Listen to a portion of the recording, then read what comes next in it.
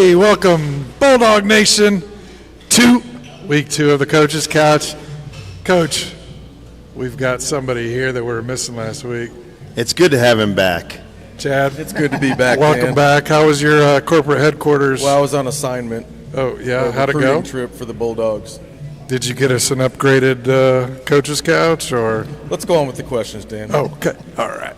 All righty. Hey, welcome back, sports fans. So, listen, we've got a lot to cover tonight. Before we get started, I'm just going to say this echo is going to be weird all night, but that's okay. RZ is upgrading once again. He's got a speaker for our live audience. Let's hear from our live audience. How about you out there? Let's hear for some applause from all the live audience. There they are. All right. We got a packed house tonight. I love the camera work, by the way. Alex Ziegler. Good job. RZ's got a lot of things shaking, and it's a big thanks to our sponsors. Number one, Fisher National Bank, our presenting sponsor, Coach. They stepped forward, our first ever presenting sponsor. They stepped forward to be that title sponsor for us. We thank them, Fisher National Bank. And we got a lot of other sponsors. We got segment sponsors. We got couch sponsors. We've got an all-new sticker club that I'll talk about later in the show. But before we get to all the different segment sponsors and all of that, once again, let's talk about our Bulldog Breakdown, which is our first segment where we kind of recap last week. I'm going to let Chad get us kicked off on that one. Okay, Coach, we're doing a little bit different this year. You don't get a preview of the questions. It's rapid fire. Love it. We'll do just a little bit of context to the questions. And you'll have to remind me because I couldn't find this online, but Bulldogs were down at half, correct? Yes, sir. They had scored with 1.2 seconds left on the clock to go into the halftime 14-6. So you guys are down. What is the atmosphere in the locker room? And what is your message to the team that they need to step it up and come back in that second half? Well, to be honest with you, the situation that just transpired right before the halftime was very fitting from a standpoint of it helped us with our message over halftime. We talked to the kids earlier in the week about controlling what you can control, and we felt like we kind of got cheated out of that situation there right before half. And so it was awesome to be able to reiterate our overall theme and our team message about controlling what you can control and essentially let that go. There's nothing we can do about it and move on. Let's focus, let's regroup, make some adjustments and get ready to come back in the second half and play kind of our style of football. And again, I felt like our kids did that. They did an awesome job of responding to the adversity, not only that situation, but then a couple others that happened even there in the second half. And overall, I was proud of our kids. I told some of my coaches after the game that I think that clock operator needs to definitely get a pay raise for sure. But again, as frustrated as I was, you could never see it in our kids' face. Again, our leadership was awesome. They knew that we kind of got cheated out of that situation, but that just kind of made them grit their teeth even more and come back in the second half stronger and tougher and ready to go and kind of fight that uphill battle, and that they certainly did. It sounded like the Morton QB kind of gave some fits and the quarterback keeper. What adjustments were made in the game, and what can be learned about those adjustments as you face other top-tier quarterbacks like that? Yeah, again, the Davis kid is a stud. I mean, he's a 2-year starter now, started last year as a sophomore, and did some nice things not only in week 1 against us, but then certainly throughout the rest of his sophomore season. So we knew that coming into that, how special he was going to be. And you just got to continue to hit home the point about doing your job and reading your keys. Sometimes, as young as we are on the defensive side of the ball, you can get caught up in what we call the eye candy of things. You get your eyes going one way and the ball goes the other. And I felt like there were a few times where we did have some missed keys or misassignments from a standpoint of that. But again, it's just continuing to reiterate that message of, hey, do your job. Make sure you focus on your responsibility and your key. Don't try to get your eyes in the backfield with the fancy motions and all that stuff.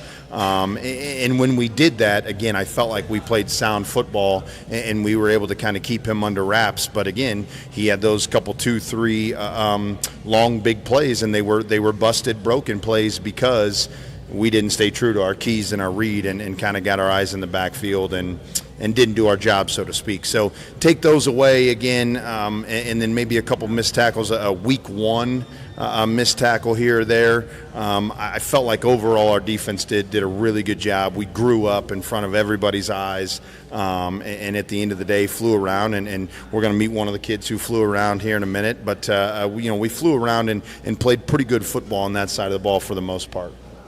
I want to walk you back a little bit on the fourth quarter and give you some benchmarks, timelines. Morton's got the ball back at 4:02 to go. You're down 28-21 with $1:45 to go. Yep. You guys go down and score with, I think, 50-some odd seconds left. You know what my question's going to be. It's a two-parter, and I think it's important. Let's talk about the decision to go for two.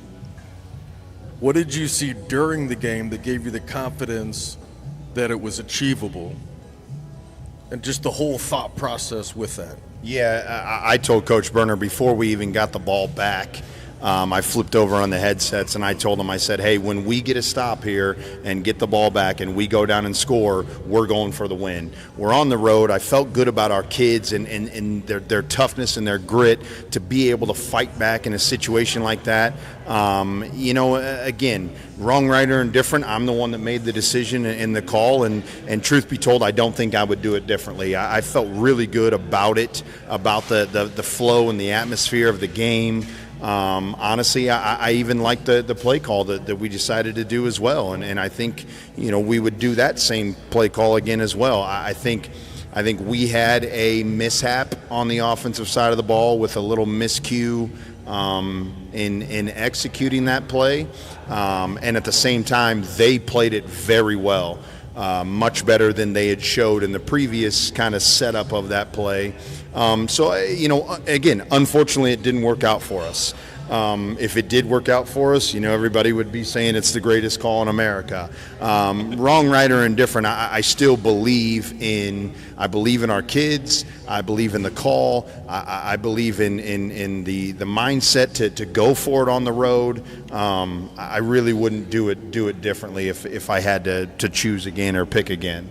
Well, I'm actually glad to hear you say that, and I'm not trying to butter you up because I really don't care what you think about me. That being said, that's honest truth. Dadgummit. Dadgummit. It is. But listen, seriously, that kind of fortitude to take that decision, it feeds into your players, I think, and they say you can play it safe, in football or in life, or you can just go for it. Yeah. So, anyways, how much, Coach, real quick, how much of that is based on feel in the moment, or is it predetermined? No, to me, it's 100% feel and kind of the flow of the game, the overall attitude and atmosphere of the game. Again, if we're at home and our student section's there and riled up, and again, depending on the flow of the game, I'm absolutely taking that thing to overtime. You know what I mean? But I felt really good about going for the win on the road. Again, the way our kids had fought and battled and played hard. I wanted to show our kids that the grit and the toughness in the decision that it takes, but then hey, what do we got to lose? Let's go out here. Let's get this job done. And again, sometimes it doesn't come out the right way. Those are decisions that you have to make, but then you have to live with. And how can we learn from them and get better? So if we get this opportunity again, whether it's this Friday or week 7 or whatever, we'll be ready for that situation again. Well, and just the last thing, I mean, there seemed to be a sentiment around town that we're not really sure what we have this year, right?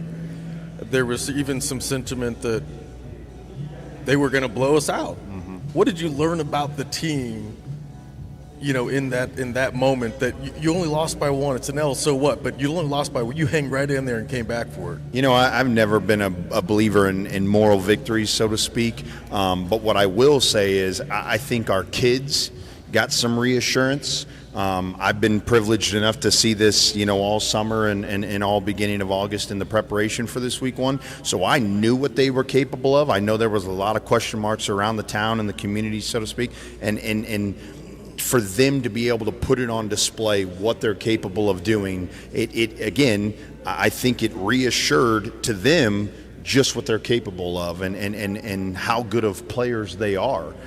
So yeah, I think it did answer a lot of questions for a lot of people. It made me believe in what I see each and every day. And again, I think it made our kids believe in who we are, what we're capable of, what we can do as long as we continue to get better. But yeah, I mean, we had some week 1 mistakes. I think everybody's going to do that.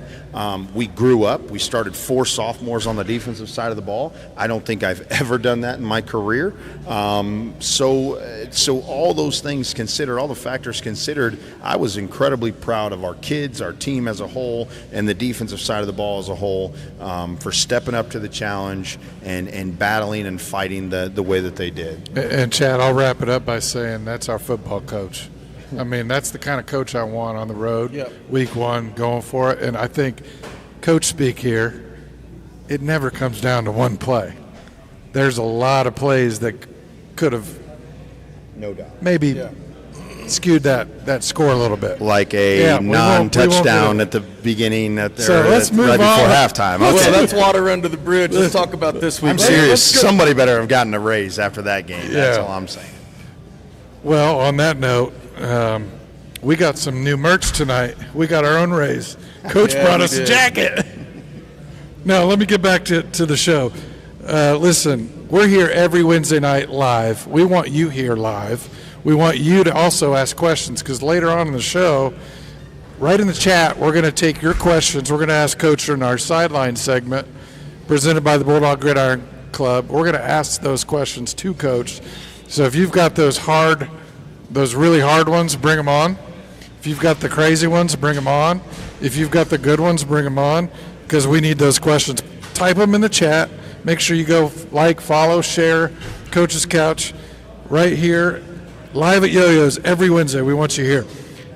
Another thing I want to talk about real quick before we move forward.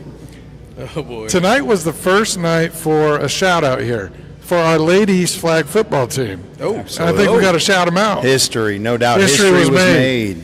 They didn't pull it out against Kankakee. Yeah, but to go on the road in your first game ever, and midway through the fourth quarter, it's a 0-0 ball game. Man, hats off to Coach Schonauer and Coach Garth and all the girls. Played really hard. Unfortunately, they couldn't get the JV game in, I was told. Oh, I didn't hear that. Because the weather came in, and so they didn't even get the JV game started. But that's awesome. They got one under their belt. History was made, and really cool. I know they're going to keep getting better and build off that. Football is football, Coach. That's right. Yeah. Yep. How much do you guys talk about football together? Do you guys kind of converse about it? Oh, we talk about it all the time. Absolutely. I want to know what their practice is like, and are they prepared for Kankakee? And Coach is, he's telling me all the film he's been watching, and no, it's been awesome to see this program, be born, so to speak, and then develop. And again, I get a chance to watch these girls out there practicing hard every day, and I wish I could have been there today, but Coach Berner and I were watching it on our phones. We got to watch the first half before our practice started, but next Wednesday they're going to be at home, so we got to get this done quickly so we can get out there and watch them. Good plug. Do it from the field. We don't care. Hey, shout out those ladies on the flag football field, first time ever. Listen, let's move on. We got to talk about Morris. This is tackle football time. They got some tacklers. This is our segment we call Friday Focus. Now, if you watched last week, you know that Ryan Ziegler still needs a little more upgrades. Specifically, maybe some batteries. Did you get any batteries in New York? Chad thought his laptop was going dead. And apparently Coach's mom did too. But so we're looking for more segment sponsors, and this is one of those segments. If you're maybe a photographer, that might be a good fit. Friday Focus. Love it. I don't know. But come on, get a hold of us here at Coach's Couch. RZ will gladly take care of you, and we'll get you inputted into the program. But this is where we talk about Friday night. We've got another monster coming in, Coach. I'll lead with this. How do you get your guys in a tough loss on the road, week one, to bounce back right away and know that, hey, we've got another monster coming in to Dogapalooza at home. You know, I've always said that I think the best teams are the player-led teams, and to be honest with you, if I'm the one that has to pull the reins and get the guys going and get them up for this game or get them past the last game, then I think we're going to have some issues on our hands. And luckily for me, that wasn't the case this week. We had one of the best weeks of practice we've had. Again, to be able, the way that we responded with our attitudes, that's a key word for us this week, with our attitudes as far as practice is concerned, coming off of that tough loss. I don't want to say that you would never know that we lost, but the way that their attitudes were, it almost felt like a win from a standpoint of we know how close we are. We know that we just got to continue to get better in each and every facet of the game. And we're excited for the opportunity of the home opener to bring in Morris. We'll talk maybe more about Morris here in a couple minutes with your questions. But to bring a caliber of team like that into our place, week 2, continuing to try to get better. With the week of practice we had, it was awesome. And again, shout out to our senior leadership and our kids overall, just for being great kids to have this week of practice that they had, and the way that they responded and rebounded with great attitude and great effort and energy this week of practice. It was awesome. That's awesome. Coach, they don't have a lot of statistics. They go out of their way to make sure people don't know what's going on, but we did dig up a couple of things. A couple of the things that kind of stood out to me when we were looking at this is they got a big O-line. In the ballpark of average 250, they're heavy on the right side. You expect to see a lot of running. Football, so. You know, I would say they're not overall as big as what we saw last week. However, what they maybe lack in size from Morton, they make up for in the physicality and the way they play. They all 5 across the board, including their fullback, flat out get off the ball, run their feet, and just play old school physical, hard-nosed smash mouth football. I mean that's Morris, right? When you guys know we've played him in the past, you know the history of Morris football. When you think of Morris football, that's exactly what you think of, and this is no different this year. That's exactly how they play. Again, we're excited for the challenge and the opportunity. You know, we know that they lost in the semifinals last year and returned 17 out of 21 starters and a quarterback who's, you know, getting all this fame Senior. and glam up north, you know, amongst the schools up there. We know what the task at hand is. And I'm telling you, the way our kids have approached this week in this game, I couldn't be more proud of them, right? Like it's almost that we're excited for this opportunity. We know how good they're supposed to be. I believe the preseason they were favored to be in the state title game. Awesome. Yeah. You know, our kids have said, bring it on, let's go, our place, let's see what we got, let's see what we can do, and you know what, we're going to give it our best shot, and we're at home, and we got a sour taste in our mouth from last week in that tough loss.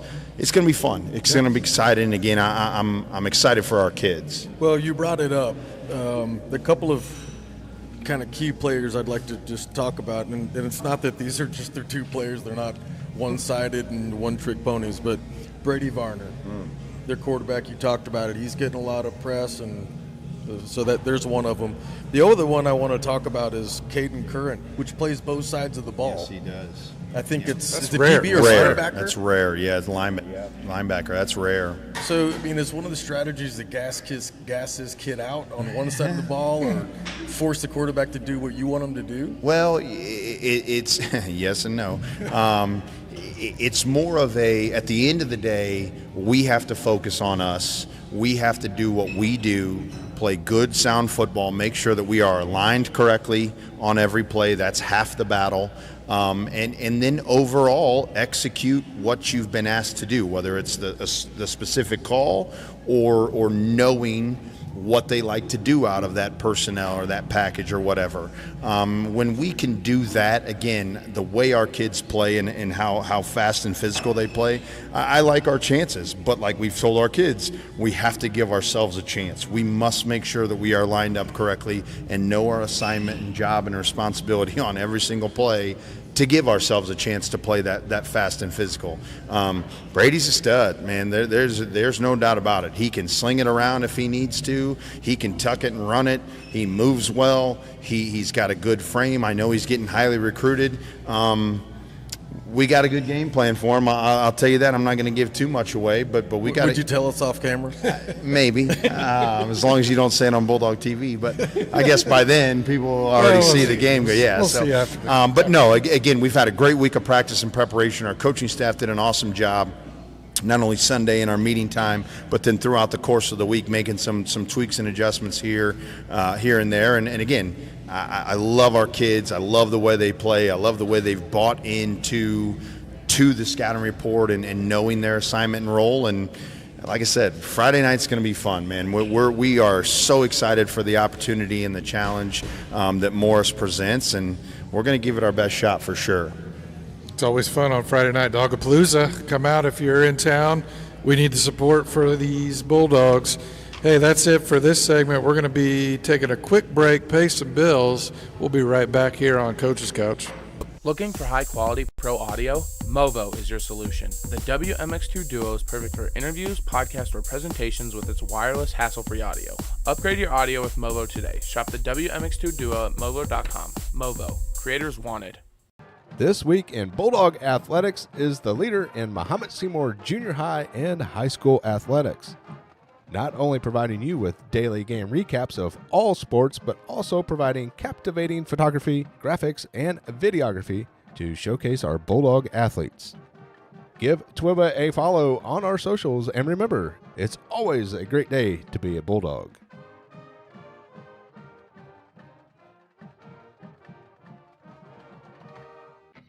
Support Bulldog Nation by sponsoring Coach's Couch. Become a segment sponsor today and get your business featured in a 15-second ad during the show.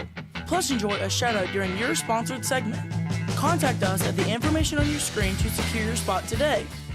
Better banking is about more than just money. It's about people. Fisher National Bank is locally owned community bank serving all of Mahomet Seymour. We're your friends and neighbors who take a vested interest in the Mahomet area. Last year alone, Fisher National volunteered over 750 hours of community service. Fisher National Bank is in your corner by investing in the people we serve. Learn more about us at fishernational.com or come see us in Mahomet on Oak Street. Fisher National Bank. Exceptional communities, exceptional people. Member FDIC. Greetings, Bulldog Nation. The Bulldog Gridiron Club is a non-profit organization made up of parents and community members whose goal is to enhance the reputation and tradition of Mahomet Seymour Bulldog football and cheerleading through financial support and community outreach. To learn more about what we've done, what we have planned, and how you can help support our student athletes, visit our website for more information. Go Bulldogs!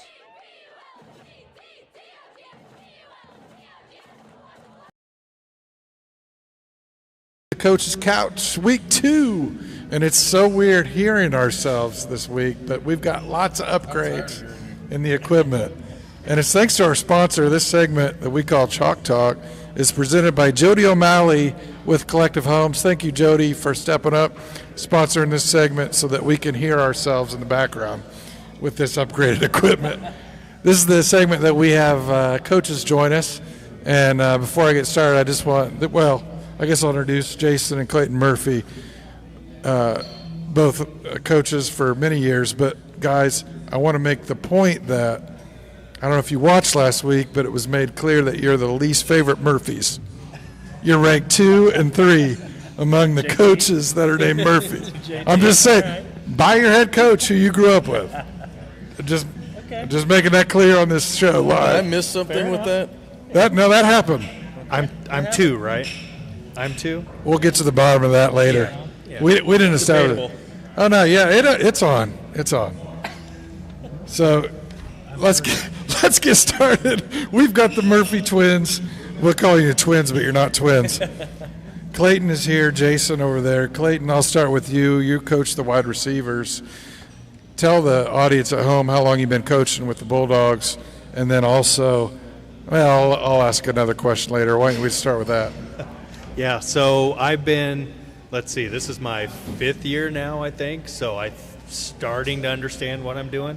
But yeah, it's been pretty good. After my first year, Burner gave me a little more responsibility, and John gave me some more responsibility to kind of drive it myself and figure out how to, get these guys based on scheme and things that we're doing week to week. So it's been an awesome experience to kind of own that and craft the guys the way we want to and develop them, to kind of fit our scheme. So that was my first question, actually, is how do you, knowing that you transition each year, you lost obviously a huge, tall wide receiver, Division I athlete now.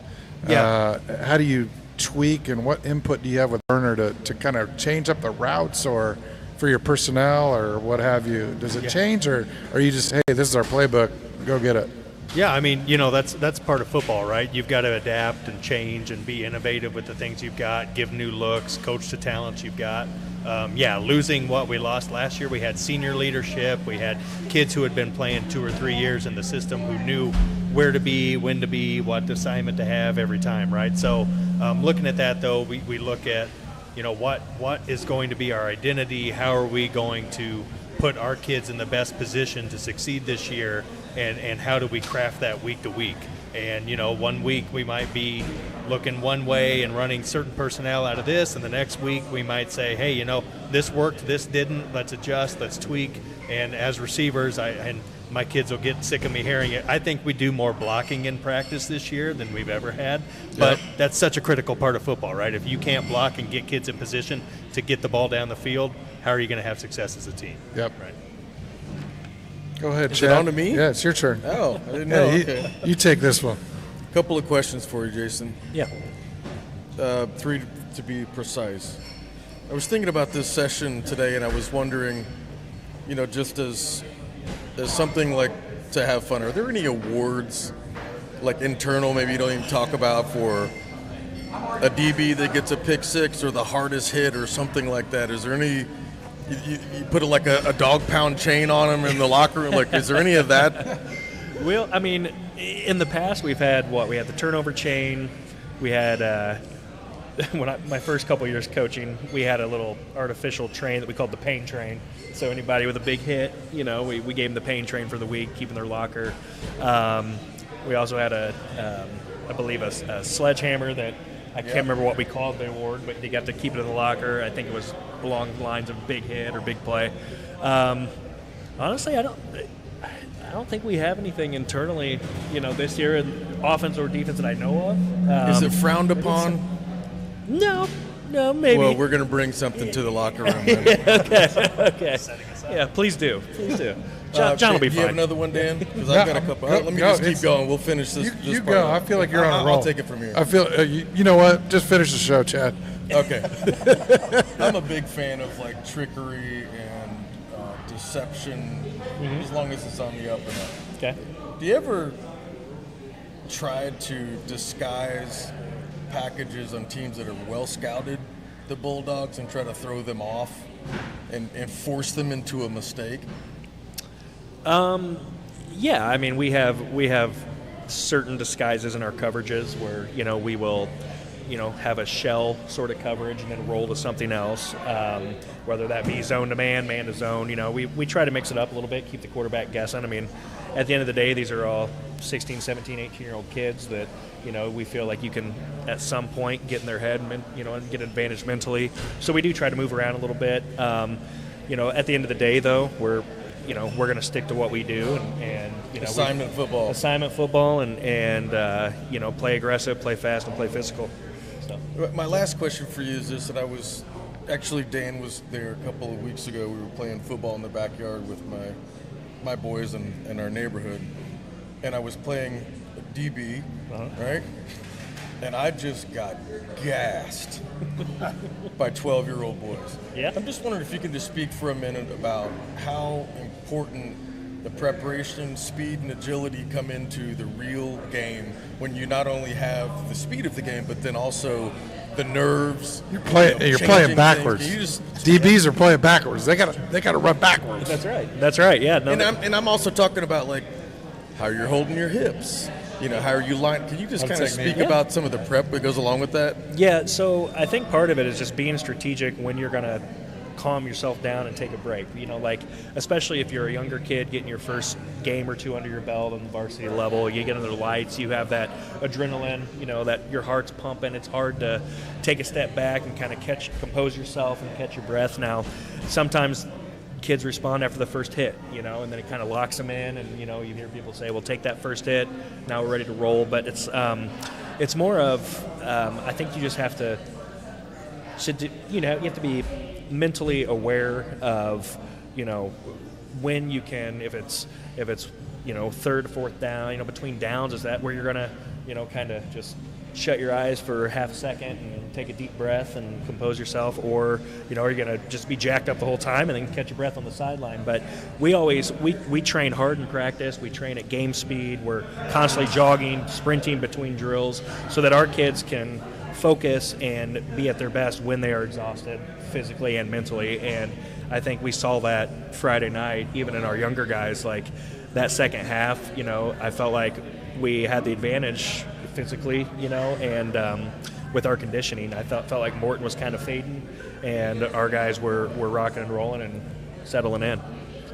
Yeah, I got one for you. So Clayton, obviously you guys are brothers. You grew up together, and there's probably a little sibling rivalry.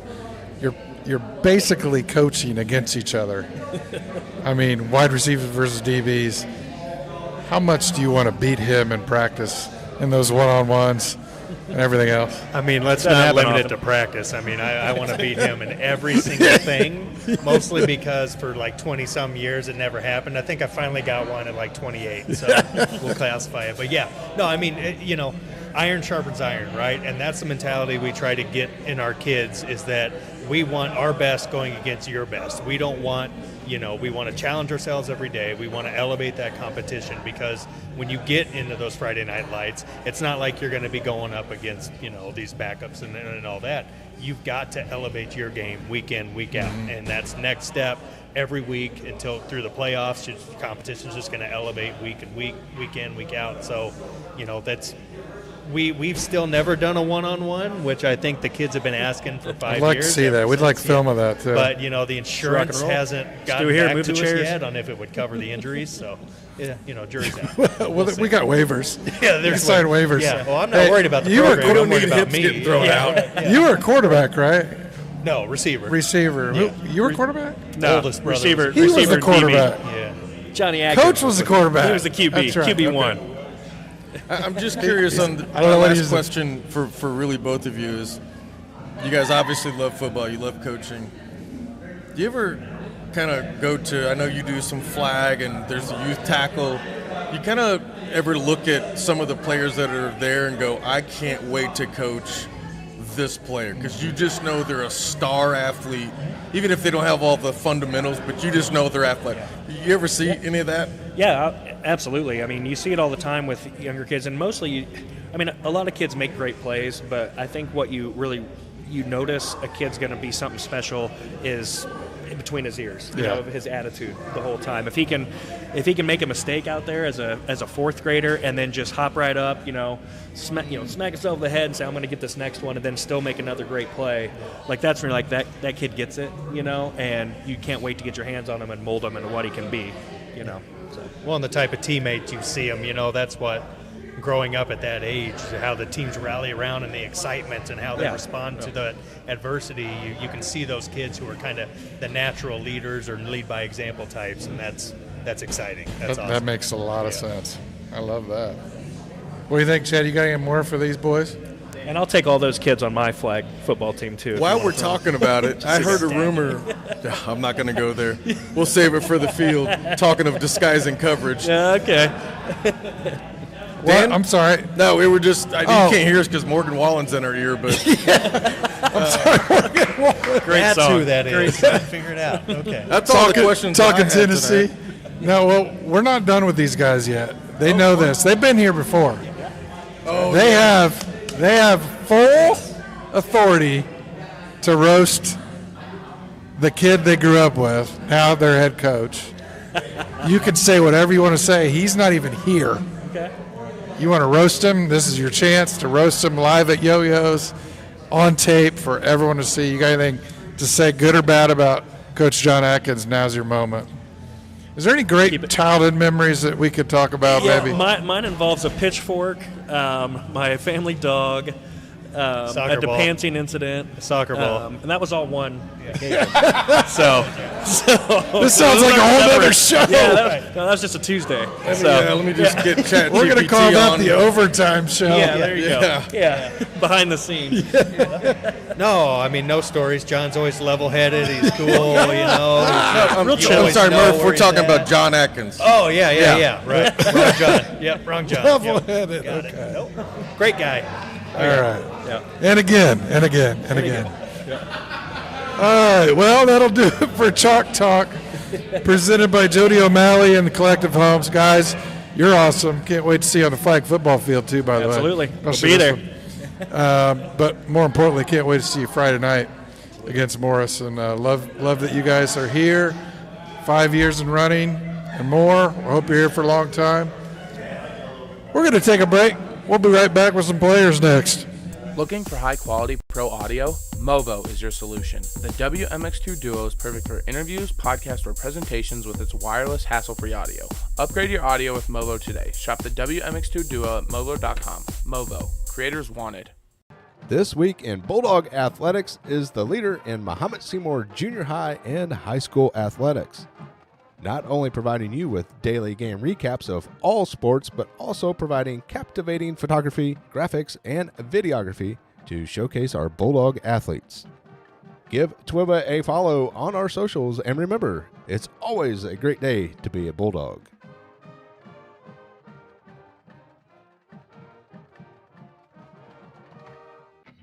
Support Bulldog Nation by sponsoring Coach's Couch. Become a segment sponsor today and get your business featured in a 15-second ad during the show. Plus, enjoy a shout-out during your sponsored segment. Contact us at the information on your screen to secure your spot today. Better banking is about more than just money. It's about people. Fisher National Bank is locally owned community bank serving all of Mahomet Seymour. We're your friends and neighbors who take a vested interest in the Mahomet area. Last year alone, Fisher National volunteered over 750 hours of community service. Fisher National Bank is in your corner by investing in the people we serve. Learn more about us at fishernational.com or come see us in Mahomet on Oak Street. Fisher National Bank. Exceptional communities, exceptional people. Member FDIC. Greetings, Bulldog Nation.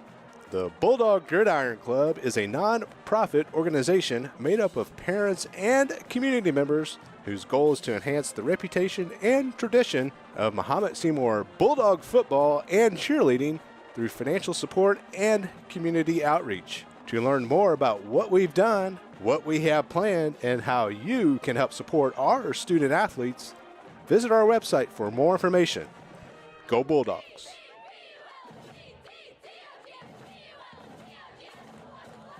My name's Cody Moen. Hey, we're back on Coach's Couch. We've got a hot mic. We've got a full couch, so full that the coach's couch and the coach himself is not on the couch. He's on a stump. So he's relegated to the stump.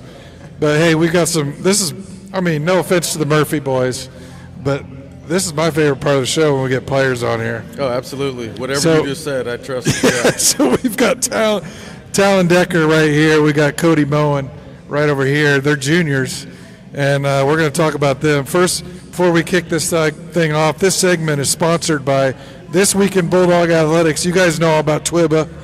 He does a great job of highlighting you guys. Thank you, Mike Morton, and This Week in Bulldog Athletics for sponsoring Inside the Huddle.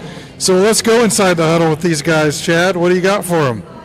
Okay, Cody Moen. First of all,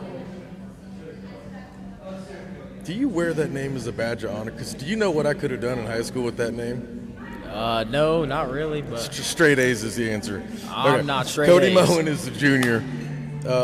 Let's talk about last week. All right. Okay, 12 carries, 75 yards. You averaged 6.3 yards per carry against Morton. Chad's always doing this. And I didn't realize this, but you had 12 carries for 75. Casillas had 13 for 75. Yeah. So that puts you in the lead for that game. No, we're playing as a team. Settle down. Okay. But you were one of 5 ball carriers last week. What I'd like to know is what does it mean to be surrounded by other great running backs, Casillas, Manuel, Ashby, that takes the pressure off? and not just being a one-trick pony type of thing? It definitely gives me like rest and stuff, and then it also gives me like the experience to feel what it's like to be on the sidelines, watching how great our players are, and watching them go down and score, put us in the red zone, and then another one goes in and scores. But it's all because of our O-line blocking for us, making everyone get holes. Well, it's almost like you read my questions. I'd like to just ask you this as go soon for as it. the feedback stops from RZ. Tell us about your relationship with your O-line. Oh. Well, hold on there, Hot Rod. He's eager, Both on and off the field. And can you name one of them that just flat out loves throwing pancakes when you're running behind him? I would have to give it to Ollie Smith. Me and him have like probably the best relationship on and off the field. We always be going to Circle K after practice, pick up Polar Pop, talk about practice, and then Josh, me and him, we got classes together. He's a pretty smart guy. Both of them just like to give me a big hole that I could just run through. Was that two different? Yep. Well, he can't pick this it was one. a comment of being a smart guy and blocking well. Yes. Okay. Let's see here, Cody. I have one more question for you. All right. Coach is sitting behind you. What's the one drill you hate, but that makes you a better player? Oh, I don't know the name of it, but we gotta like put our hand on the ground, and then people like punch the ball. I hate that one because they always miss the ball and end up like punching your forearm or elbow and stuff. Kind of hurts. Well, I just shook your hand. I don't know if you're sitting in class with one of those spring grips, but you got to take it easy on us old men. That's got a bear paw. Dan, I'll pass it down to you. Okay, I don't know, Talon. I don't know how we're going to follow up with this. Great job, Cody. So Talon plays the middle safety position. Is that correct, Talon? Yes. Do you have any nicknames that are PG? My parents call me T-Bird. T-Bird? Sometimes TD. But I was going to say, it's got to be TD. Yeah. It's got to be TD. I know you're playing football. T-Bird? T-Bird. T-Bird, like a talon. That's Talon. not leaving. That's here to stay, buddy. Yeah, I like that. All right, TD, Talon. Let's talk about some football. So I want to know, like, of the week, besides Friday night, what's your favorite night of the week in preparation? Is it film night? Is it meal night? What is it? It's got to be a Thursday. On get out of school and then go straight to feast. Yeah. Get the food in. Get the bread. Yep. Get that bread in you. All right, so Coach mentioned guys last week that were flying around. You were one of those guys that flying around. What do you see out there as safety? What's your role? What's your primary role? I read my triangle, like the two guards, and then I read the backfield QB's eyes, and then wherever the running back goes, I go. And then I just found you're a ball hawk. Talon, the ball hawk. Oh, I saw what you did there. See what I just did there? Yep. So when that ball goes in the air, we expect you to ball hawk, right? Yes, sir. Attaboy. So one more question for Talon. You guys, maybe it's for both of you, but we'll go with you first. Being juniors, how do you look up to your seniors, and what do you expect from them, and what are you learning from them that you'll take forward going into next year? I would probably say just them being more vocal, and then learning off that and being more vocal, because usually sophomores and underclassmen are too scared to be loud in the huddle, and then just looking up to the seniors with that. They're always loud and outgoing, to say the least. So by the time we hit playoffs, you guys will be seniors basically, so we expect you guys to be a little more vocal, I'm guessing. Be loud, yeah. So we like to hand, one of you guys hand it, Chet, actually. Well, hold on a second. You got Before we another do one? that, I have No, go a ahead, question Chet. just for both of them. Do you know who you're going to homecoming with, and do they know it? I would say yes. Does the other person know it? Yeah. I just need the name. Lane Jacobs. Okay. Yeah. Then just right down to T-Bird. Say candy. No. Okay, we'll take that as a no. Coach, let's move to you. So you invited these guys for a reason. What do these two gentlemen mean to the team? How are they leaders and the positions they're at, and how do other people get lifted up from it? Absolutely. So, again, like Dan just asked, even though they are juniors, they have become tremendous leaders for our program, whether it's Cody in the offseason, not only the work that he puts in himself, but just the way he is in the weight room, the way he leads by example, motivates other guys. He's probably had one of the best off seasons throughout anybody in our entire program. And again, he also developed and displayed some leadership qualities by encouraging the other guys. He just kind of makes our weight room atmosphere. Think back to some of the guys, Jack Gallagher and those guys of the past. Cody's following in their footsteps and definitely doing the same, if not taking it up a step. So I couldn't be more proud of Cody for that, and then certainly it's kind of flipped into his reward that he got last Friday night. You mentioned the yardage and the carries. What's deceiving about that is a few of those, maybe 4 or 5 of those carries are out of our diesel package, so they're kind of short yardage. If you would take those 4 or 5 carries out, I know you said he averaged 6.3 yards per carry. It's probably more like 9 or 10 yards per carry when we were actually in our regular offense. And again, that's a credit to the guys up front and the holes that they created. But then the way he ran, he had a run that was probably one of my favorite plays of the entire night, where he literally ran over a kid and then bounced it to the outside and kind of ran up the sideline for a 25-yard gain or whatever it was. But again, it's one thing to be a running back and run the football. It's a whole nother to play the position. He caught a pass out of the backfield. He's telling our linemen, what the blocking responsibility is, and then he's having to block guys that are blitzing or coming off the edge if we're rolling out, etc. He is the complete package of a running back. I know Marco had a great game. Cade's a stud. We could go on. Wade did a good job. Certainly Cody, the reason he's sitting here right now is because of the stuff he's done in the offseason, and then certainly the game that he had on Friday night was absolutely tremendous. There's no doubt.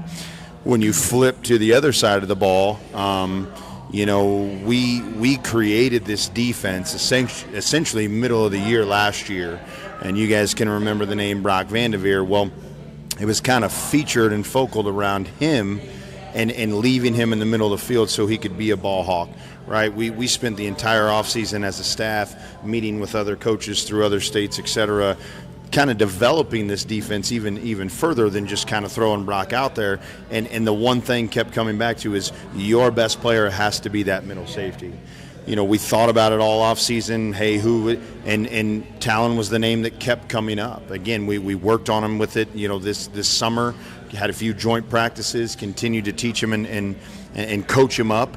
And then I know you guys don't know this, but now I can say it publicly and out loud. His performance on Friday night is a school record. He had 17 total tackles, which is a school record, and that's never been done. He broke Nick Golden's record to be exact. But again, he is the exact person that you want at that spot in your defense. He's the leader. He's the quarterback of the defense. He does read the triangle very well. He flies around. He makes plays, whether it's in the passing game or certainly in the running game. He was an awesome focal point of our defense on Friday night, and I can't wait to see him again this Friday as well. Well, we can't wait. We can't wait to call their names tomorrow night. Cody and of course T-Bird. Hey, we expect another 17 at least Friday night. This is their chance if they got something to say about Coach. The rules are on this couch. You can say you can ask Coach a question, I believe. You can ask Coach a question. Yes. You can maybe complain about a practice. I don't remember that being the rules. You can maybe complain about his Mountain Dew consumption, whatever it might be on your mind. Remember, there's a live audience and your parents are watching. Got it. Careful. Keep it clean, boys. If you don't have anything, it's fine too. Oh no, it's I need not to think. okay. I need to think. It's your floor. Talon, you got anything? Talon's got something. Not right now. I'm thinking. Okay. So while you're thinking, Cody, did you know that you broke the record that night? I did not know. Did you care that night? No, I just wanted to play football. Oh, good answer. That's a Give me a football sweater. player. I just got chills. It's a football player. I got a question. Okay, let's pass it to Cody. If we're ever playing like a team and we're up by 60, will you let me call an offensive play? Great question. That might be the best question. Right on the spot. Asked. No.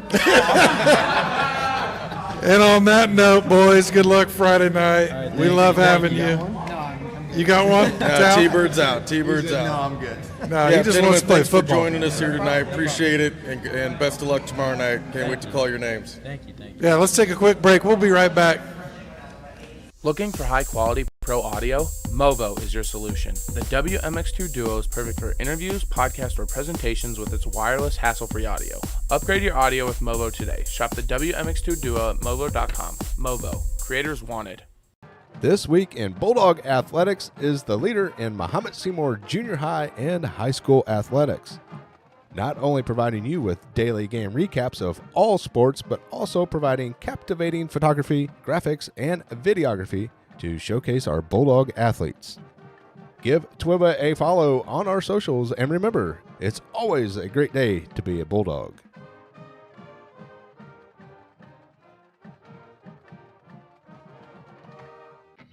Support Bulldog Nation by sponsoring Coach's Couch. Become a segment sponsor today and get your business featured in a 15-second ad during the show.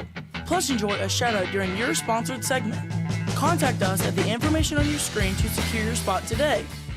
Better banking is about more than just money. It's about people. Fisher National Bank is locally owned community bank serving all of Mahomet Seymour. We're your friends and neighbors who take a vested interest in the Mahomet area. Last year alone, Fisher National volunteered over 750 hours of community service. Fisher National Bank is in your corner by investing in the people we serve. Learn more about us at fishernational.com or come see us in Mahomet on Oak Street. Fisher National Bank. Exceptional communities, exceptional people. Member FDIC.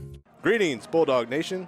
The Bulldog Gridiron Club is a non-profit organization made up of parents and community members whose goal is to enhance the reputation and tradition of Mahomet Seymour Bulldog football and cheerleading through financial support and community outreach. To learn more about what we've done, what we have planned, and how you can help support our student athletes, visit our website for more information. Go Bulldogs!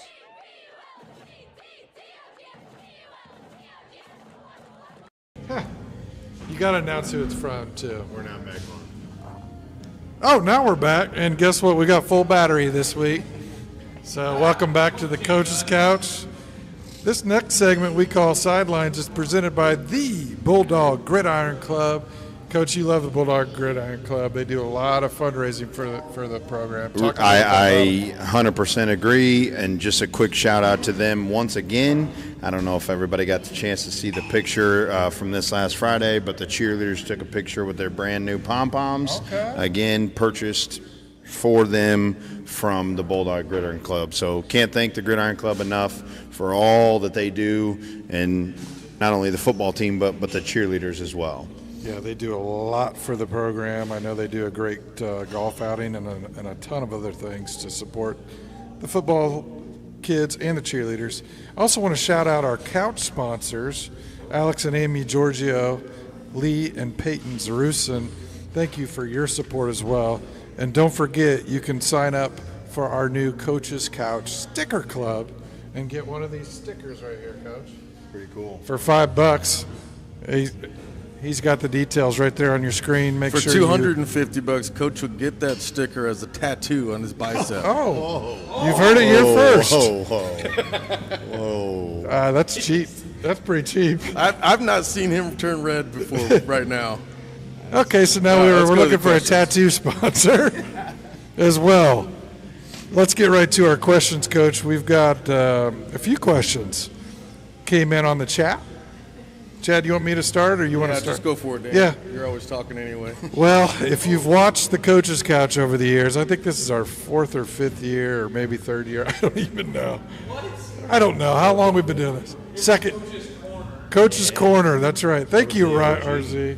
Yeah. So I think we're on year 4. It doesn't matter. We know that we've asked Coach a lot of questions, and we always end up coming back to the Packers somehow, and his love for the Packers. I don't know how that happens. He grew up in Illinois. You should be a Bears fan, but nonetheless, what did you think of Micah Parsons' trade? Good question. I hope he's worth the money. $42 million is a lot of money. That being said, I mean, he is 26 years old, I believe, kind of right in his prime, as long as the L4 and the L5 in the back aren't too bad. Yeah, I'm hoping it doesn't. But I think what he does as a football player makes everybody else around him better. From a double-edged sword here, right? So number one, they see how hard he works and how good he physically and naturally is, and so it forces guys to work harder and try to get better because they see it every day and they want to be like it. I think that's the first part. The second part is because he's on the team, maybe on the opposite side of you, the other team knows that and they got to double team him or always account for him. So now you're probably getting single blocked, which again should allow for more opportunities for you. So, a couple of those things right there, I think he just naturally is going to make the Packers defense better off what is already a pretty good defense. And when you can run the football with Josh Jacobs, play action with Jay Love and the receiving core we got, the good tight ends that we got, and then a good defense. Again, I hope Micah's worth the money. But it certainly, I think, is a game changer or a level up, if you will, to hopefully propel them for what might be a Super Bowl. I can promise you it's not going to be the team coming out of Chicago. Easy now. By the way, that question was from E-Bice. That's awesome. Well, I wonder why. I love it. Attaboy, Ethan. Appreciate thanks, it. Ethan. Dan, I'll take these next two if you don't mind. Please do. The first one is it a rule of yours that all coaches must dress exactly alike on game day? 1,000%. Is that right? On the sidelines. 100%. Yep. And why is that? I am a stickler for discipline and structure and looking the same and dress properly. If I had the money, I would buy everybody the same shade of blue. But I don't, unfortunately, so I can't buy them all pants for them. Because, again, it's the same thing I do with the kids. If I'm going to ask that out of the kids to wear a specific thing, hold yourself accountable to a certain way or a certain look and certain way that we do things, then I'm going to ask the exact same out of the coaching staff. I force our kids to wear their socks pulled up. I don't let some kids wear them down and some kids wear them up and some kids blue and turquoise, and I don't believe in that. Again, it's a philosophy thing. It's one of our core pillars as far as discipline and overall accountability, and I believe that whether you're an assistant coach or you're a freshman football player and everybody in between, that's the way we do things. This last question is from none other than Noah Daniels. Daggone. Yeah, you missed him last week. Oh, I saw him. He loved His him. stock just went up. Who is your favorite O-lineman? Oh, I see. Hey, he asked a That's a legitimate question right there. I understand. There is one he more put question in. that came in on the chat. Well, okay. Let's talk about this real quick, okay? and I know what Noah's trying to get at here, and no, I'm not picking favorites or sides or anything like that. But again, what I will say, and I've said this before, and I will probably say it throughout the course of this season, when your offensive line can return the talent and experience that we do this year, three-year starters. 4 of them are seniors, right? Like when you can return that on the offensive side of the ball, that is the one position that you hope you have the experience and the talent and the overall, the age, I guess, if you will, in that position. And so I'm glad that we do have that. These kids have shown up. They have been our backbone. We've relied on them, again, not only to protect Rhino, but as you mentioned the stats earlier, we ran the ball incredibly well Friday night. We plan to do the exact same thing this Friday. And without those guys, we wouldn't be able to accomplish that. So every coach in America will tell you that they want to have a good offensive line first before almost anything else. And I truly believe that we have that, and that's a credit to those 4 seniors, the 1 sophomore, and the 3 3-year starters. So no, I'm not going to pick, but Noah's doing a great job, as is his brother Phil Daniels. We have Ollie Smith. Those are our 3 3-year starters. Josh Craig is the other senior at center, and then Lane Schultz is the sophomore that's been getting the start in week 1, and we'll start again this Friday. So hats off to those 5. Got to keep them healthy. Got to keep doing what they're doing and keep getting better. And we're going to keep keep hanging our backs on them and having them take us to the promised land, if you will. Raising the bar, Coach. Raising the bar. No doubt. You got anything else? No, you said there was another question. Oh, yeah, I'm sorry. Thank you, Chad. That's why you're here. This one's from Owen Seymour. He came to us last week as well. Who's your first-round pick in tomorrow's fantasy draft, Coach? So there's a group of like 14 kids or whatever. I think Ryan Pruitt created the league. And they asked me and Coach Burner if we wanted to be in their fantasy football league. And I told them yes, but I also prefaced it with, guys, I'm a little busy during the football season, so when you see my team go out there and 4 of them are on the injured reserve because I haven't went in and changed out and subbed it, like, there's a reason for that, okay? I'll be in the league, I'll draft a team, create a team name, whatever, but I can almost guarantee you I will not be winning this fantasy football league. But, that's a good question, Owen, because I'm not even sure we saw the draft order. So I vote for me to get the first overall pick. You guys think you can help me out with that? Like, I know a couple guys. Yeah, because my luck, they'll give me pick 14, and I'll get some slappy who can't walk Probably and chew like gum. Aaron Rodgers or somebody like that. Well, I would not pick Aaron Rodgers because he's not a Packer anymore. Come on, Dan. I don't know, Owen. I'm not sure who I'm going to pick. I got to read the board, see who's been picked before, and then I'll make the best selection of who's available. I will not be picking Caleb Williams. Caleb Williams, no. Okay. All right, DJ Mortis. Wrap us up, Dan. I think we're looking forward to, not tomorrow night. I was corrected. This is actually Wednesday, not Thursday. No, you're still recovering from the New York trip. Dogapalooza, come on out for that. We've got 4:30 start time. 4:30 start time on Dogapalooza. Be there to Bulldog support TV. Bulldog TV. But if you're local, get your rear end out and be in the seats. We need some crowd and loud and crowd. Is that a thing? Loud and proud. Let's stick with it. Loud and crowd. Yeah, let's bring on Morris, and we'll see you Friday night. That's it.